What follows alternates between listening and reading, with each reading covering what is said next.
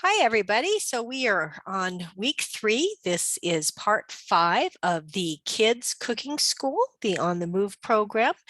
This week, in this part, we are going to be talking about comparing foods. We're going to be talking about comparing plants.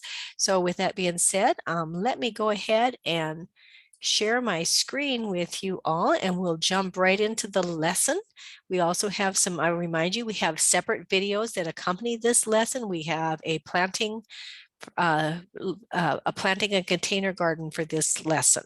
So, or this part 5. So let's just go ahead. And from the beginning,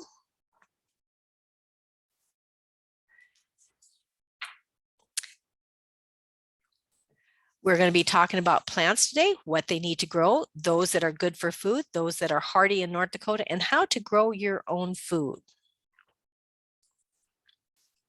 All plants need something in which to grow.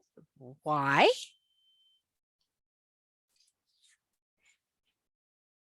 The material they grow in provides nutrients. So plants need nutrients just like we need nutrients from our food. We also have to have food for our plants. There are things that they need to grow. Do you need nutrients? And yes, absolutely, we need nutrients.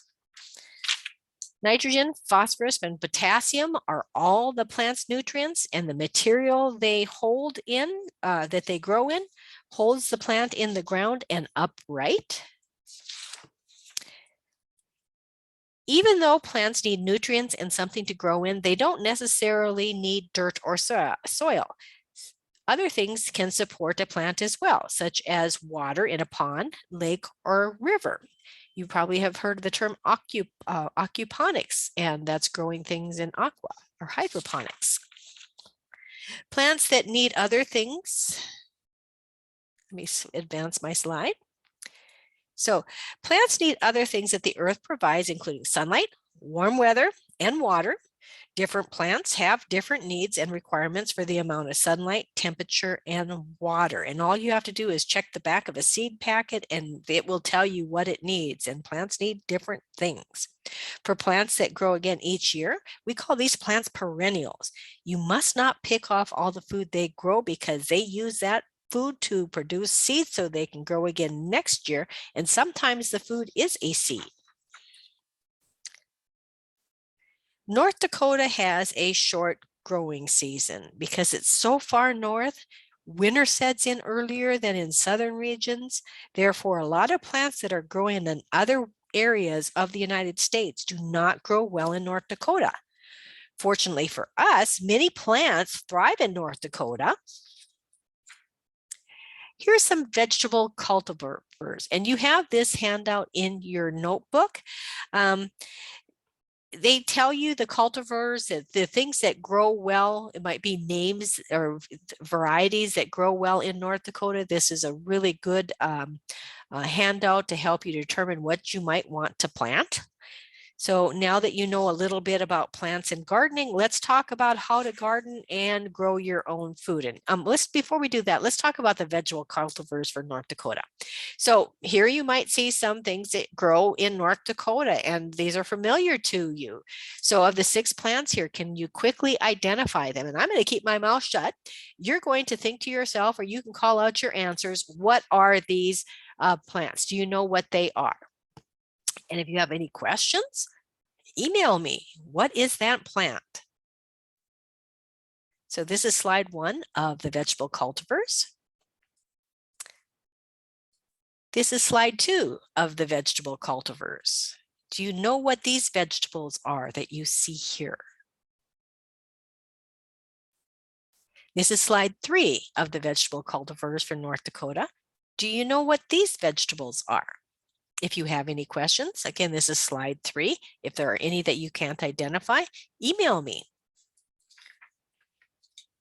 Vegetable cultivars for North Dakota, slide 4.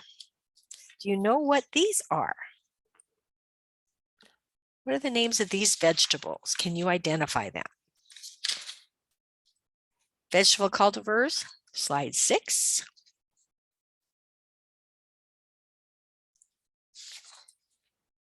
Slide 7. Do you know what these are? So how to plant a garden? It's important to pick a site that's going to promote growth and not be in the way of other activities or foot traffic. Yet it should get plenty of sunlight, attention, and of course it needs moisture. There are different types of gardening, and what you see here, you see that you should know the difference among a flatbed, raised bed container, and container garden.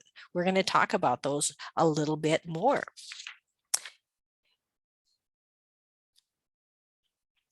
Your soil needs nutrients after deciding what to, okay, so your soil needs nutrient. Do you know you can soil test your soil to know how much of each nutrient it has? Nitrogen, phosphorus, and potassium are important nutrients. Soil testing actually tells you what minerals are in the soil and the pH or acidity, alkalinity of the soil. After testing your soil and tilling the ground, tilling means digging up.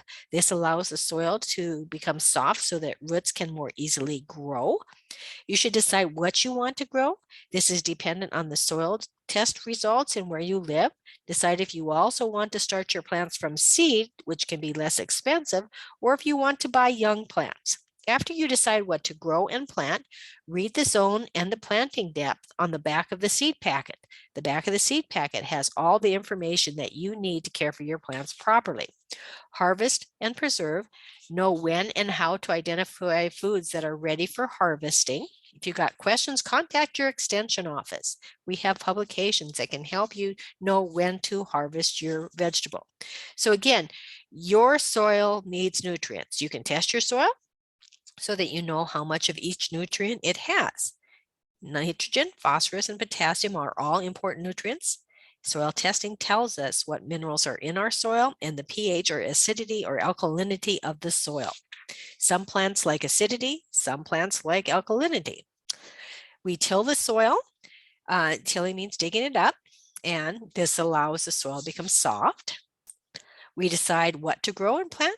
We read the zone and planting depth on the back of the seed packet. The back of the seed packet has all the information that you need to care for your plants properly. You need to know when and how to identify foods that are ready for harvest. Native Americans in some regions, such as the Hidatsa, would raise garden and raise food for their tribe. Why the Lakota and Dakota Indians did not do this much because they moved more frequently. But gardening is an excellent way to provide food for your family. When planting a garden plot, think of the location because the plant needs. Also, the plant needs to be somewhere where you will see it so that you remember to take care of it. In cool climates such as ours, you may want to start seeds indoors. Why is that? Well, you will want to allow the plants to get a good start before they're planted outside and face harsh weather. In this time of year, in the spring of the years especially, we can have frosts. And so we have to protect them and make sure that we don't put them out too early. Gardening is an excellent way to spend time with your family and community and to connect and care for the earth.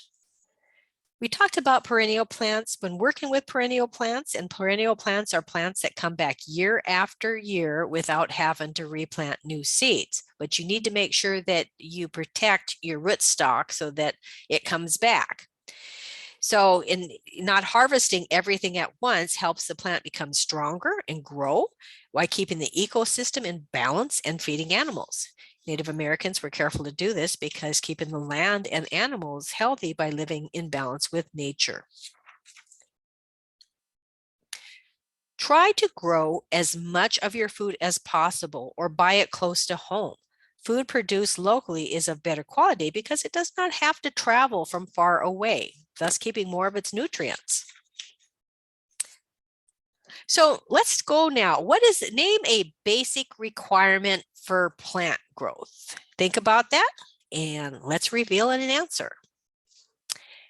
Water, sunlight, nutrients, and warm weather are all needed to grow. Is taking all of the food from a perennial a good thing to do? And no. because your plant will grow stronger when you leave some food.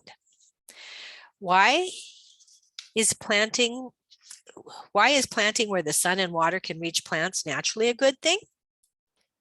Well, it saves us time and energy.